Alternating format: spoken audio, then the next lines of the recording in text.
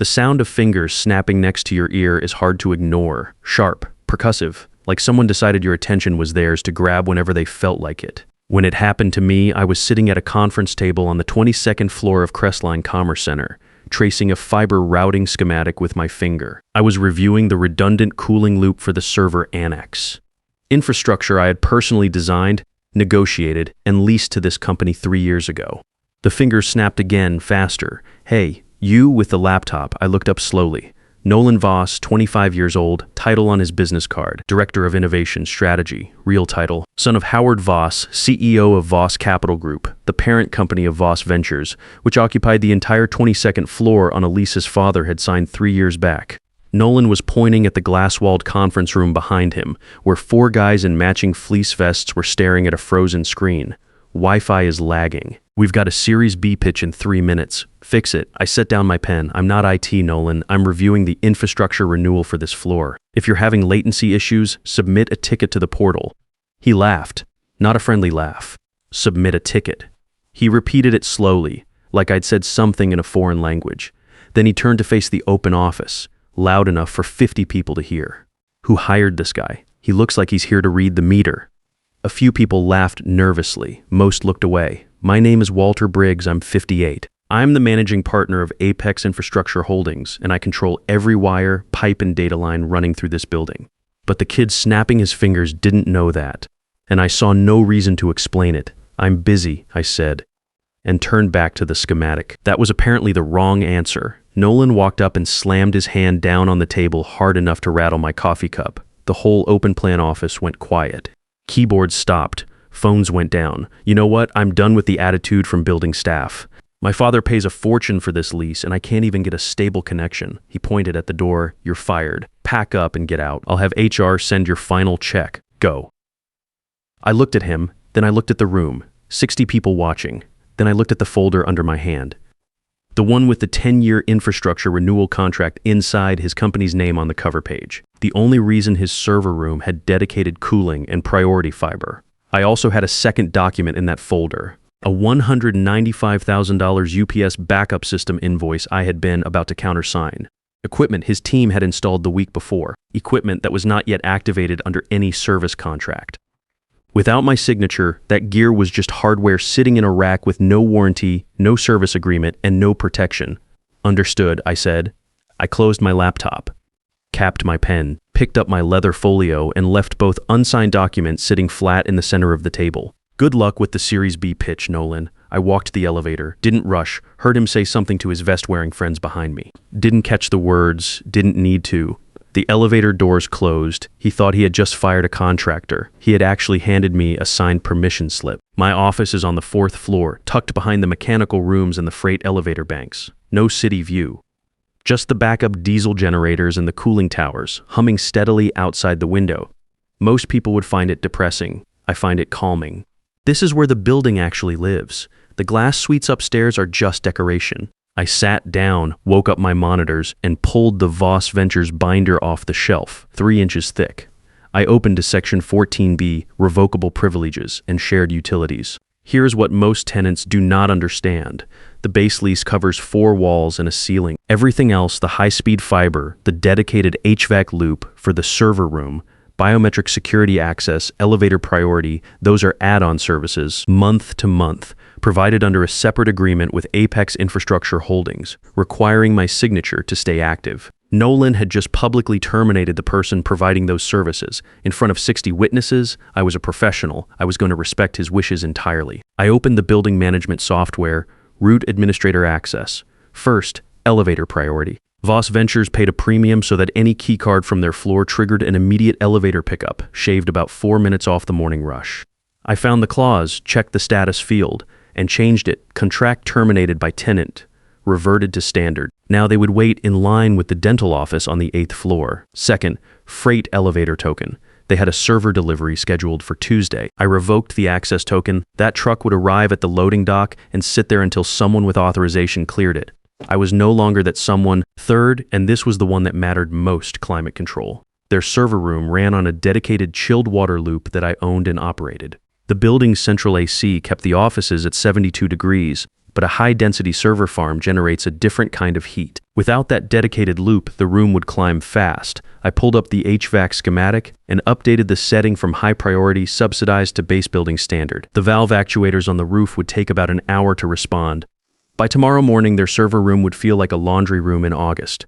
Fourth, I drafted a formal notice voiding a small amendment Nolan had quietly signed 6 weeks ago, a clause that gave Voss Ventures the right to self-manage thermostat settings in their suite. The amendment was technically void already without my countersignature, but I wanted it documented. When Nolan tried to override the system himself, and I was certain he would try, that attempt would constitute a direct violation of the no tampering clause in the master infrastructure agreement, which meant I could legally hold the entire security deposit. I was not breaking any rules, I was not sabotaging anyone. I was simply honoring the termination that Nolan had announced publicly loudly, in front of 60 people who would remember every word. My phone rang about 20 minutes after I sat down. It was Judith Harlow, Property Legal Counsel. Walter, her voice was tight. Carl just called me. Did Nolan Voss actually fire you? He did, publicly in front of the whole floor. Silence for a second, then, what are you doing right now? Adhering to the termination. Rolling back uncontracted amenities. I can't provide services without a signed liability waiver, Judith. You know the insurance rules. If their servers overheat and I don't have a current contract in place, I'm exposed? I know, she said. I'm not asking you to stop. I'm just asking how bad it's going to get. I looked at the monitor, Suite 2200 server room, 79 degrees and climbing. I was hovering over the biometric bathroom access tab. Tell them to bring comfortable shoes, I said. The lobby restrooms are a long walk from the 22nd floor. A pause. Understood. I'll draft the liability deflection tonight. Have a good evening, Walter. I pressed execute. By 3:30 that afternoon, the smart glass in their executive conference room stopped responding. It defaulted to its factory state, fully transparent. Nolan was in the middle of what looked like a heated argument with his logistics coordinator, pacing and pointing, and the entire open office could watch every second of it like a fishbowl. I pulled it up on the security feed. It was like watching someone perform a one-man show they did not know was being filmed. By 4:15, the support tickets started rolling in. I had a dashboard that mirrored anything tagged critical from the 22nd floor. Ticket 942, server room, temp alert. Current reading 78 degrees, rising, ticket 943, executive bathroom access denied. Keycards not functioning. Ticket 944, internet unstable. Packet loss at 40%. Without my fiber prioritization code, their data packets were now competing for bandwidth with every other tenant in the building. The dental office on the 8th floor ran large imaging files constantly. Voss Ventures video calls were dropping frames every few seconds. Their platform looked like it was running on hardware from 2001. At 47, I got an email from Nolan. Subject, glitch body. AC acting weird and the doors are doing something strange. Can you take a look? Need it fixed ASAP? No apology. No acknowledgement of what had happened 2 hours earlier. Just a demand, same as always. I archived it in a folder labeled Evidence, Unauthorized Service Requests. Carl Dutton called me at 5:10. He was the building operations manager, a good man, 60 years old, wore suits that were always slightly too large for him. Walter, he's in the lobby right now trying to get the maintenance guy to manually override the thermostat. The thermostat runs on a 256-bit encrypted lease logic controller hardwired into the infrastructure system. I said, he cannot touch it without credentials he no longer has access to. I know that. He does not. Carl paused. He's asking for you. Wants to know where the building guy went. Tell him I've been terminated, I said. As a non-employee, I'm no longer authorized on the premises. He's threatening to call his father. Good, I said. That's exactly what needs to happen. Server room temperature, 85 degrees. That's the threshold where enterprise-grade servers begin throttling CPU performance automatically to protect the hardware. The Series B presentation deck they had been trying to finalize was now uploading at a speed that would have been embarrassing in 2005. I straightened my jacket and walked across the street to the Capitol Grill. Stuart Calloway had been trying to get space in Crestline Commerce Center for 2 years. He was the CEO of Pinnacle Systems, Voss Ventures' direct competitor in the regional market. Solid company, serious operation. They had been stuck in a cramped sublet on the 12th floor, desperate for more bandwidth and proper cooling capacity for their expanding infrastructure team. Howard Voss had outbid them for the 22nd floor 3 years ago, and Stuart had been living with that ever since. I had called him at 400 that afternoon, right after I filed the termination paperwork. He cleared his evening immediately. Stuart stood up when I walked in. Mid-50s, silver hair, firm handshake, no fleece vest, Walter. Appreciate you making time on short notice. Things move fast sometimes, I said, sliding into the booth. I set a folder on the table between us. A block of high-priority infrastructure capacity just came available. Immediate availability. Redundant fiber loop, dedicated chilled water cooling, VIP elevator access. The physical lines are already routed through the riser. I can divert full bandwidth to your floor in about 10 minutes once we sign. Stuart looked at the folder, then at me. I thought Voss had that capacity locked for another 5 years. The tenant representative terminated the negotiation this afternoon publicly. In front of witnesses, he did not ask for the details. He asked, what does it cost? Standard market rate plus a signing bonus for expedited transition. 4-year commitment, he smiled. It was the smile of someone who had been waiting a long time for a door to open. If I have full bandwidth running by tomorrow morning, I'll sign tonight. My infrastructure team has been working around the clock trying to compensate for the capacity gap. The contract is right here, I said. We spent the next hour going through the clauses carefully. Stuart asked intelligent questions about latency guarantees, power load balancing, and redundancy failover. He used words like please and thank you. He treated me like what I was, the person responsible for keeping the building functional. We signed at 8:40 that evening. I walked out with an $840,000 contract covering 4 years of dedicated service. There was one detail I did not mention at dinner, though Stuart would eventually notice it himself. The fiber cables carrying Pinnacle's traffic would run physically through the ceiling cavity of the 22nd floor to reach the 12th. Nolan Voss would be sitting directly beneath the internet speed he used to own, listening to it hum for someone else every single day. My phone buzzed as I stepped onto the sidewalk outside. Building alert, tenant 2200 Voss Ventures unauthorized access attempt, breaker panel 4. He had gone looking for the fuse box, thought it was a power issue he could reset himself. That attempt was now logged and time-stamped in the building management system. Combined with the voided thermostat amendment, I had everything I needed to hold the full security deposit.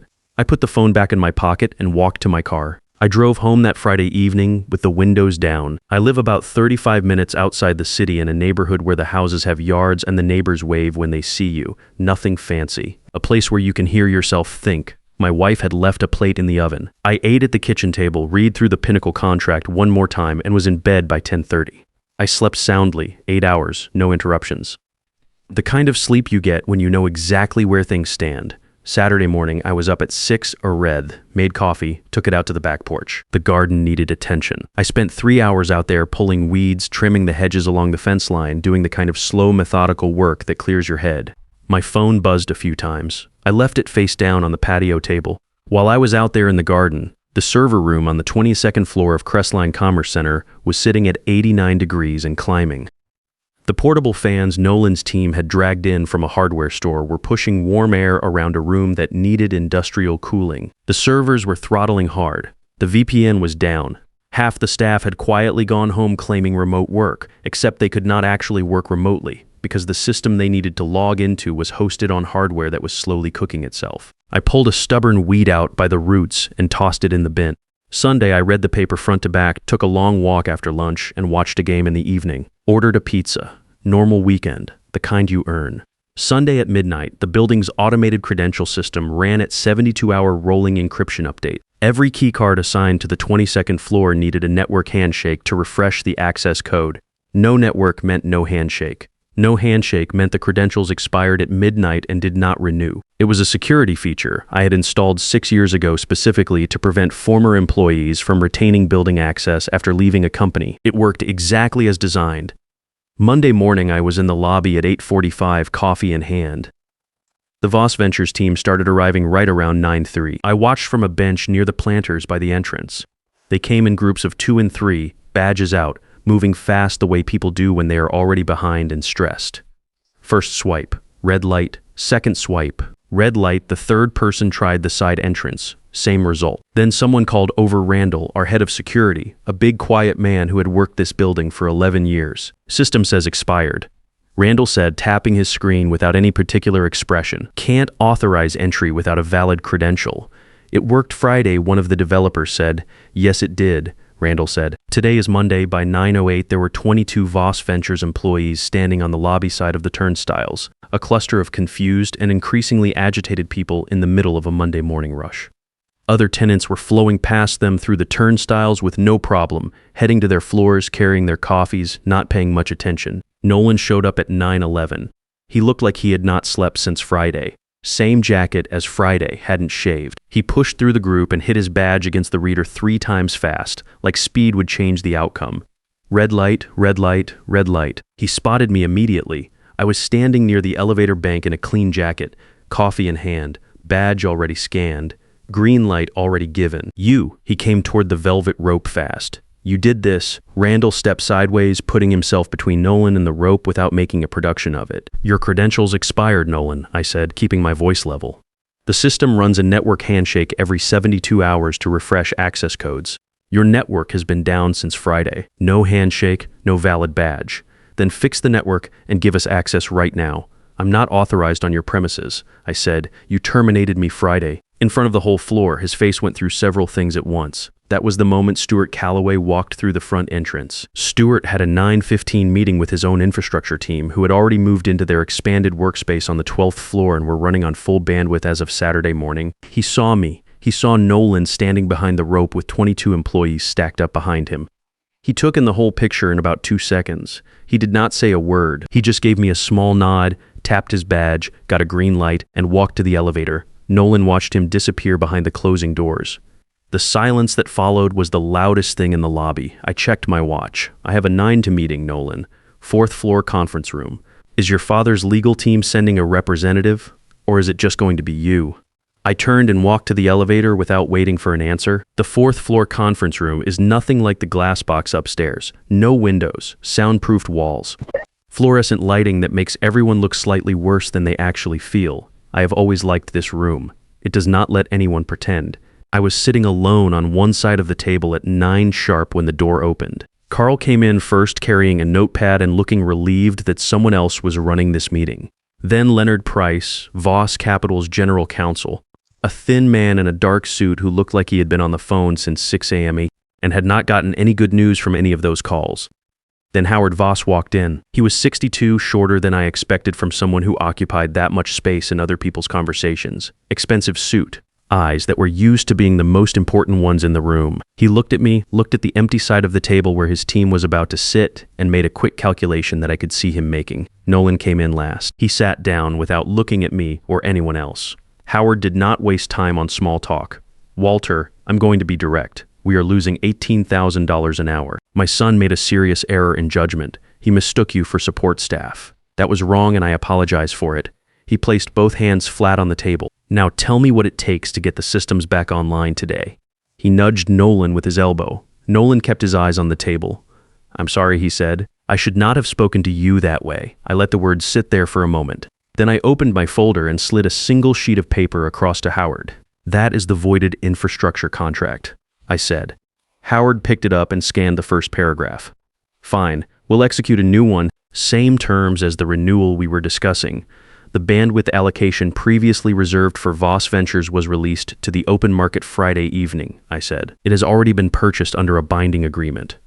The room went quiet in a specific way. The kind of quiet where everyone understands something bad just became permanent. Purchased by whom? Howard said slowly. Pinnacle Systems. Howard set the paper down. He did not slam it. He set it down carefully, which told me more about how he was feeling than if he had thrown it across the room. You sold our fiber capacity to our direct competitor. I sold available infrastructure to a paying client with a signed contract, I said. Voss Ventures did not have a contract. The renewal was terminated by your representative on Friday afternoon publicly in front of 60 witnesses. I cannot hold inventory without a signed agreement. You know how this works, Howard? Leonard Price leaned forward. We would argue that a verbal termination from a non-authorized employee does not constitute a valid cancellation of infrastructure services under the master lease. Then I'd encourage you to read Addendum C, subsection 4 of the master agreement, I said. The infrastructure services are a separate month-to-month contract, not part of the base lease. Termination by any senior representative of the tenant defined as director level or above is sufficient to trigger service rollback. Nolan's title is Director of Innovation Strategy. That qualifies. Leonard wrote something on his notepad and did not say anything else. Howard looked at his son for the first time since sitting down. It was not a long look. It was the kind of look that contained an entire conversation that was going to happen later, in private, and was not going to be pleasant.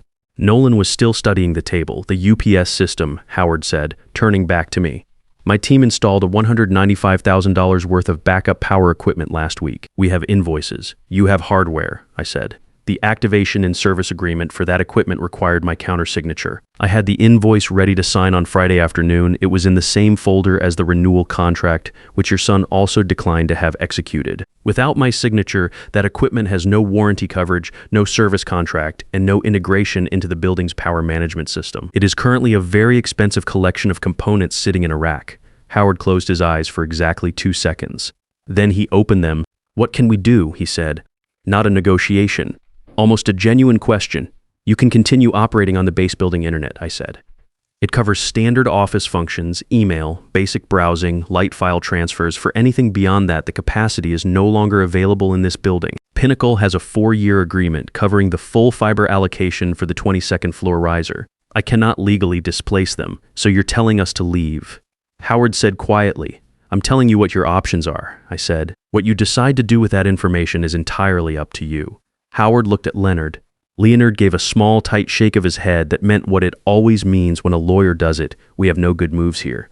Then Howard looked at Nolan one more time. Nolan finally looked up. His face had the particular expression of someone who understands fully and completely the size of what they have done, not just the business damage, the whole thing. Howard straightened his jacket and stood up.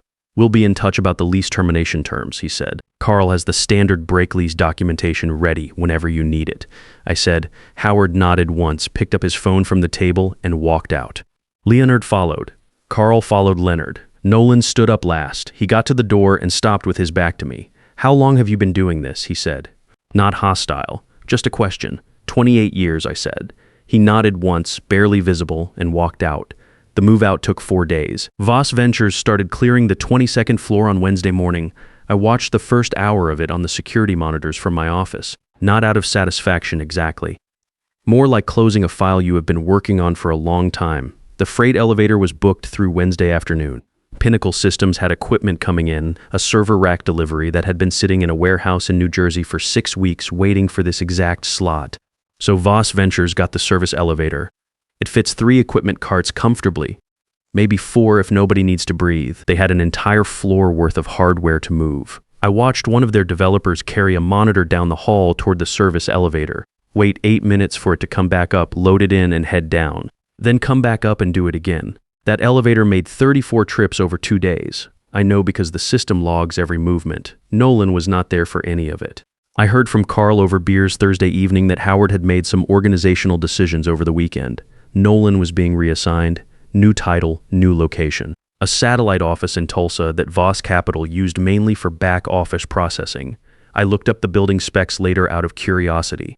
Single-floor office park in a warehouse district. Standard commercial internet, copper infrastructure, no redundancy, no dedicated cooling. The kind of setup that works fine for people doing spreadsheets and conference calls. Good luck running a tech platform out there, Nolan. Voss Ventures broke their lease the following week. The early termination penalty was substantial. Per the standard agreement, a portion of that went to the building owner and a portion came to Apex as the infrastructure holder. The building owner called me personally to say thank you and used the phrase aggressive yield management, which I thought was a generous way to describe what had happened. The week after the move out, my direct line rang on a Tuesday afternoon, outside number. I picked up. It was Howard Voss. He said he had been thinking about calling for several days. He said Nolan had a lot to learn about how business actually works. He said he hoped there were no lasting hard feelings and that he personally had always respected the work Apex did for the building. I listened to all of it. Let him finish completely. Then I said, Howard, I don't need an apology. I just need tenants who read contracts. I hung up. Not angry, not satisfied in some dramatic way, just done. The file was closed. Pinnacle Systems moved into the 22nd floor about 6 weeks after that. The transition was smooth because Stewart's team had been planning it for a while. They submitted onboarding paperwork ahead of schedule. They asked questions through proper channels.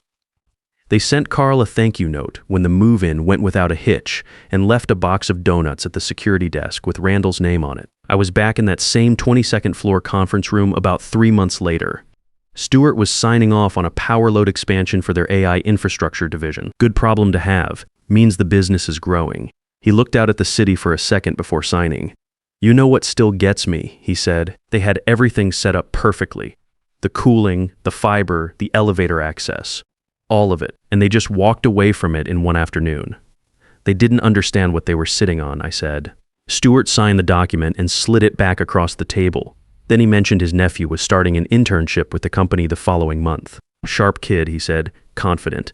Maybe a little too confident. First thing I told him, Stewart said, was to figure out who Walter Briggs is, and if he ever snaps his fingers at you, I told him I would personally drive him to the airport. I smiled at that. A real one, he'll be fine, I said, as long as he understands where the power actually comes from. I walked back down to the 4th floor, sat at my desk, pulled up the monitor dashboard, Suite 2200. Temp 72 degrees, stable.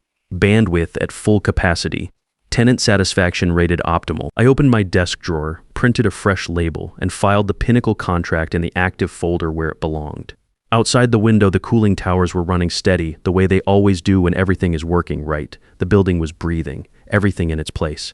If you have ever spent 20 or 30 years building real expertise in something, only to have some 25-year-old with a fancy title treat you, like you were there to change the light bulbs, you already know exactly how this story felt from the inside. You know, the particular kind of quiet that settles over you when you decide not to argue, not to explain, just to let the situation run its natural course. That quiet is not weakness, it is patience. And patience, when you actually know what you're doing, is the most dangerous thing in the room. The loudest person rarely controls what happens next. The person who built the foundation does. If this one landed for you, drop a comment below. Tell me about a time you let your work do the talking. And if you know someone who needs to hear this today, share it with them. They will thank you later.